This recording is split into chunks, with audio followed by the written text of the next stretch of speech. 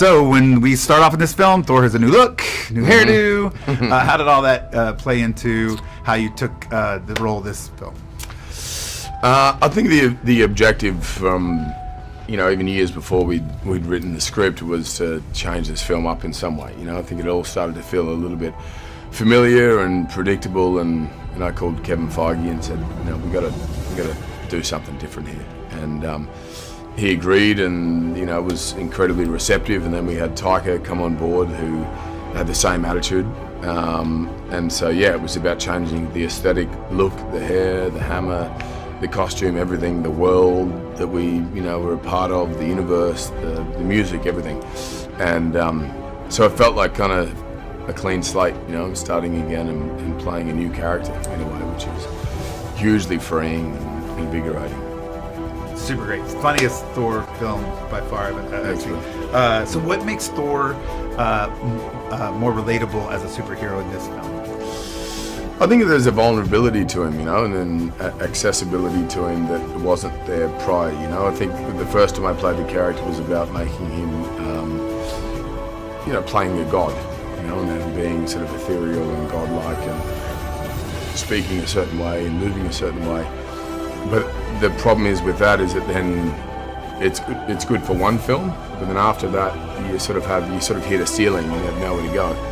And so this film was about kind of stripping that back and having a greater access to that vulnerability and relatability about he's one of us.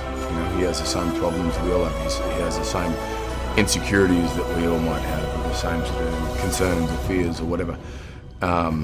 And then so we sort of did away with any exterior sort of confidence, and he was almost on the back foot a lot of the time, which is a lot more fun to play. There's a self-deprecating sort of attitude and sense of humor that comes into play there. Interesting, when I talked to Taika, he said that he also felt like Thor sort of took on a maternal essence because he was taking care of everyone from Hulk, from all that stuff. Do you have any? Yeah, sure. I think it's. I think there was a reluctance to do that, more so than the other films. I think prior it was because that was his duty, and he should fill that role.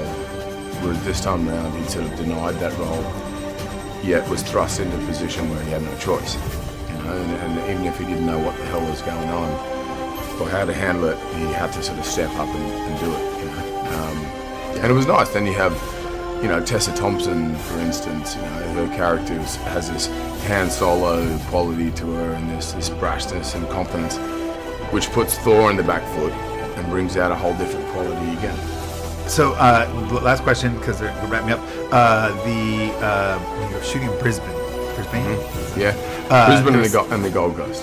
Brisbane, there was this amazing outpour, like fans constantly. It's kind of hard to shoot sometimes. Tell us how exciting that was to have that all happening around the set. Yeah, it was great. I mean, that's sort of close to my hometown, and I hadn't worked there in Australia for probably 10 years. So to bring this film back there and with this kind of energy, and then go to Brisbane and have thousands of people turn up to have a look at the set and meet us, and so it was hugely overwhelming and a moment